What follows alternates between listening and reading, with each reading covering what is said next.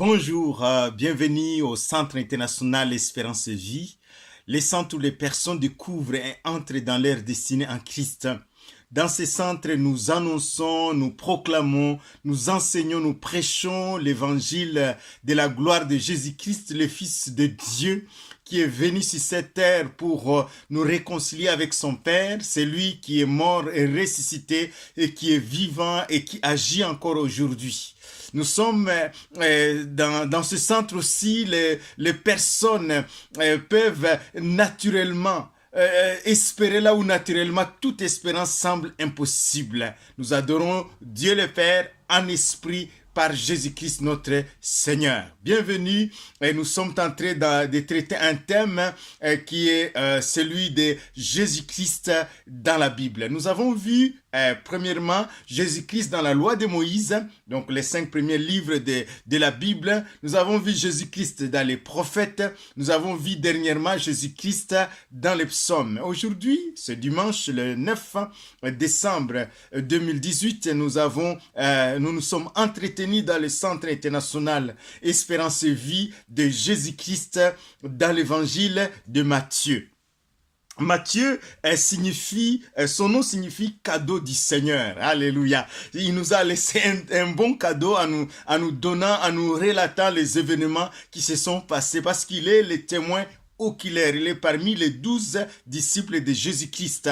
Il n'est pas celui qui a entendu parler, mais il est celui qui a été avec Jésus-Christ, qui a assisté à ce dont il nous parle dans l'évangile. Mais le but principal de Matthieu, c'était d'éveiller la foi, de fortifier la foi des chrétiens d'origine juive.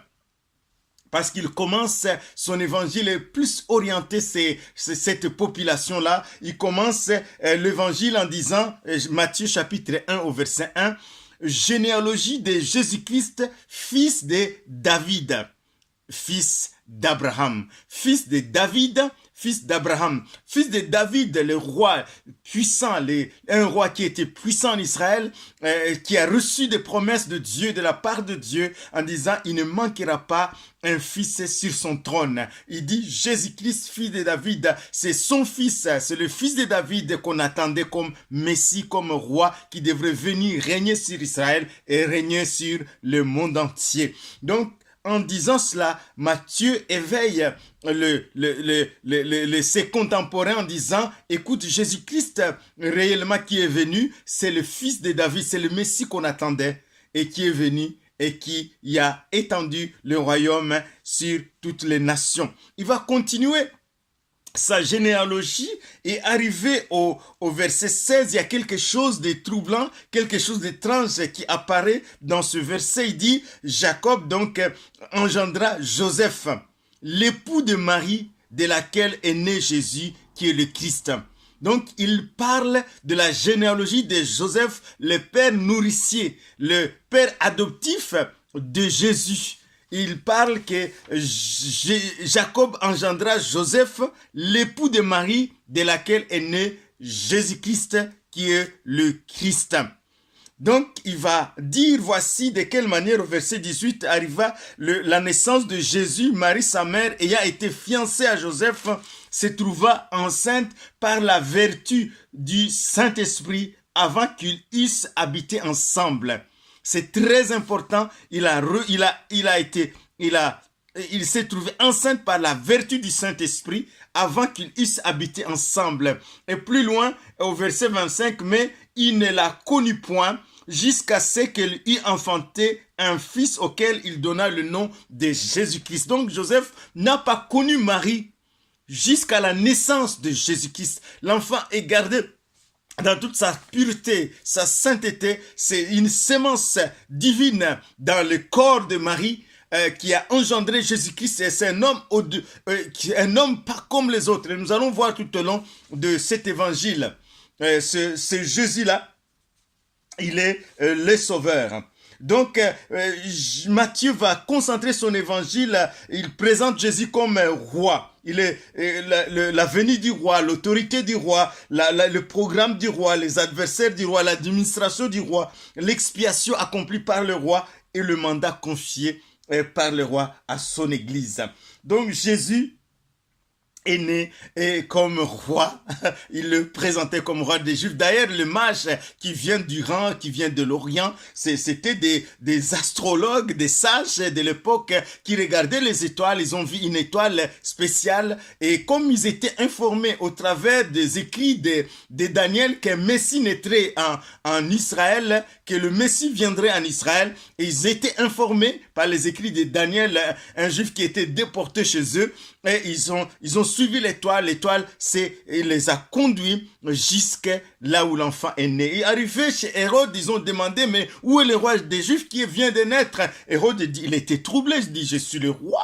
Qui est encore ce roi? Il a rassemblé les érudits juifs, les sadducéens, les scribes et les pharisiens. Ils lui ont dit, c'est à Bethléem qui naîtrait cet enfant. Mais le but d'Hérode, c'était de tuer tous les enfants pour être sûr que l'enfant Jésus devrait être tué aussi. Mais il ne savait pas que cet enfant était spécial. C'est un enfant qui vient du ciel, c'est un enfant qui vient sauver l'humanité. Il ne peut pas le toucher. Et d'ailleurs, avant qu'il vienne tuer les enfants à Bethléem, Dieu va envoyer son ange à Joseph. Il dit, prends le petit enfant et sa mère et fuis en Égypte. Donc on voit Jésus, avant même ses 2 ans, il va se retrouver réfugié en Égypte, réfugié en Afrique. Ce Jésus-là, et après, quand Hérode va mourir, il va dire encore à Joseph, prends le petit enfant et sa maman, retourne en Israël, parce que ceux qui voulaient le tuer sont morts. Et donc, on voit que la grâce de Dieu était là. Bien-aimés frères et sœurs, si tu es en Jésus-Christ, si tu es enfant de Dieu, si tu es citoyen du royaume du ciel, ne crains rien, parce que Dieu est avec toi.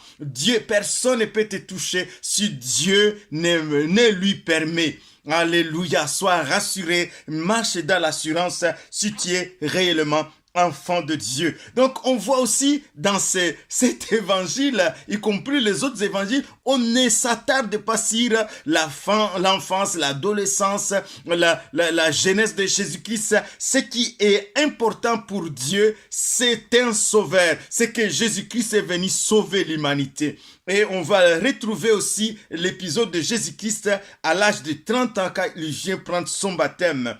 Et lors de son baptême, la Bible dit que le ciel a été ouvert et les anges et le Saint-Esprit est descendu sur lui. Et Dieu le Père a parlé, il dit, celui-ci est mon fils bien-aimé en qui j'ai mis toute mon affection. Écoutez-le, celui-ci est mon fils.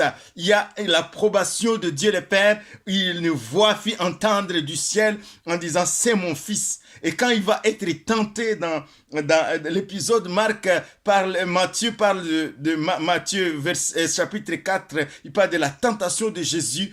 Et même lors de la tentation, le diable va dire à Jésus, si tu es le fils de Dieu, alors que Jésus a entendu le Père parler, le diable aussi a entendu, les hommes qui étaient avec Jésus ont entendu, celui-ci est mon fils bien-aimé en qui j'ai mis toute mon affection. Si tu es le fils de Dieu, ordonne que les pierres deviennent de pain. Jésus dit, mais je n'ai pas approuvé que je suis fils de Dieu, mais je le suis. Je n'ai pas à discuter avec toi. L'homme ne vivra pas de pain seulement, mais de toute parole qui sort de la bouche de Dieu. Donc Jésus, dans cet évangile, est présenté comme effectivement le roi. Matthieu retrace les discours de Jésus-Christ où Jésus dit, il vous a été de Moïse vous a dit, moi je vous dis. Moïse vous a dit, dent pour dent, et moi je vous dis, aimez vos ennemis.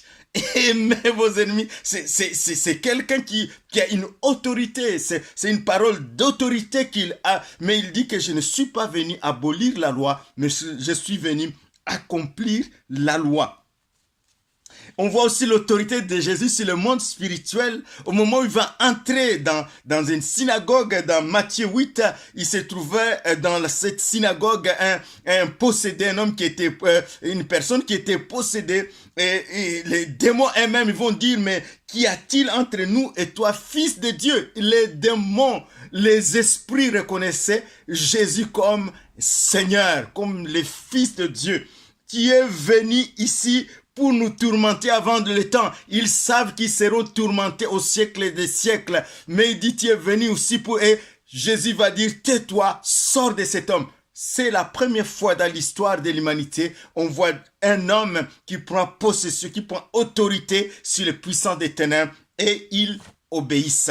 Jésus-Christ, il va être aussi dépeint dans cet évangile, dans ses enseignements sur le royaume des cieux, dans ses enseignements sur différentes paraboles, dont le parabole de talent où Jésus nous encourage à fructifier les talents qu'il nous a donnés. Car il dit, on donnera à celui qui a et il sera d'abondance. Plus tu fructifies, plus Dieu te donne. Plus tu donnes, tu reçois. Plus tu fructifies tes dons et tu le partages aux autres, tu reçois. Amen. Et il nous encourage de ne pas être paresseux, de ne pas être négligent, mais de fructifier avec les dons qu'il nous a donnés. Comme moi aussi, en prêchant la bonne nouvelle, je fructifie le don de prédication, le don de prédicateur que Dieu m'a donné. Alléluia, pour vous bénir, pour que ceux qui m'entendent soient bénis, qu'ils soient bénis par les paroles qui sont de ma bouche, les paroles de Dieu, l'évangile. Parmi les paraboles du royaume, il dira que le royaume des cieux est semblable à un trésor caché dans le champ. L'homme qui l'a trouvé est allé le cacher dans sa joie. Il est allé acheter tout le champ. Le royaume de Dieu est un trésor caché. Quand tu découvres le royaume, quand Jésus-Christ lui-même s'est dépouillé de sa gloire pour nous, les citoyens du royaume de Dieu. Et quand toi tu découvres le royaume de Dieu, quand tu découvres la paix, la joie qui est en Jésus-Christ, l'amour, la justice, tu ne peux que tout abandonner pour Jésus. Et Jésus va montrer ses expériences, différentes expériences pour montrer qu'il est le Christ.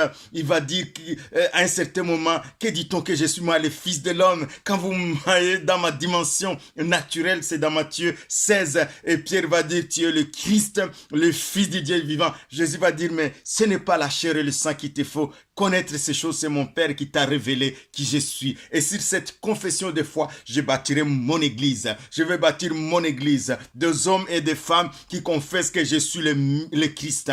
Je suis le Fils de Dieu. Celui qui a le Fils de Dieu, il a la vie éternelle. Merci Seigneur. Mais ce Messie aussi, Matthieu nous parle de Messie souffrant, de Messie qui se trouve abandonné à la croix de Golgotha, qui est insulté, qui est maltraité, qui est flagellé. On met la couronne de pine sur sa tête, le sang coule de partout. Il va dire, Élie, Élie, pourquoi m'as-tu, mon Dieu, pourquoi m'as-tu abandonné? Il a fait cela pour nous. Il n'avait aucun péché. À son époque, il a dit, personne ne me convaincra de péché. Il a fait pour nous. Il a fait pour que nous ayons la réconciliation, nous soyons réconciliés avec son papa. Alléluia. Il est mort, mais il est ressuscité le troisième jour. Il est vivant et il est allé au ciel. Jésus que nous prêchons, il est vivant et il agit dans nos vies. Il est un esprit vivifiant qui communique la vie. Il est vivant. Alléluia. Et avant de partir, il va donner le mandat. Il va lui donner le mandat royal de l'ordre de mission. Il dit, tout pouvoir m'a été donné dans les cieux et sur la terre. Allez, partez. Faites de toutes les nations des disciples, les baptisant au nom du Père, du Fils et du Saint-Esprit. Il accroît le royaume, il étend le royaume. Ce n'est plus seulement Israël, c'est toutes les nations des disciples. Enseignez-leur à observer ce que je vous ai prescrit. Et voici, je suis tous les jours avec vous jusqu'à la fin du monde. Donc, Jésus est avec nous. Il est l'esprit vivifiant.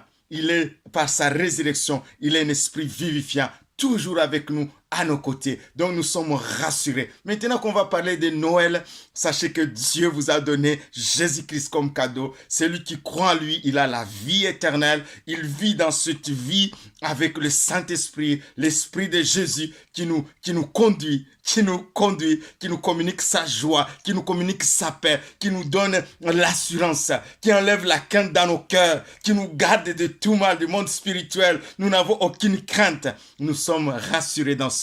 Bien-aimés, voilà la bonne nouvelle. Voici la bonne nouvelle. Reçois Jésus si tu ne le connais pas et viens dans le royaume avec nous. Merci Seigneur. Seigneur, merci pour mes bien-aimés. Vous pouvez nous rejoindre au site www.cf.be ou me téléphoner au 032 489 906 218, je répète 0032 489 918. Que Dieu vous bénisse et qu'il remplisse vos cœurs de sa foi, de sa paix et de sa joie par le Saint-Esprit. Soyez bénis et encouragés. Amen.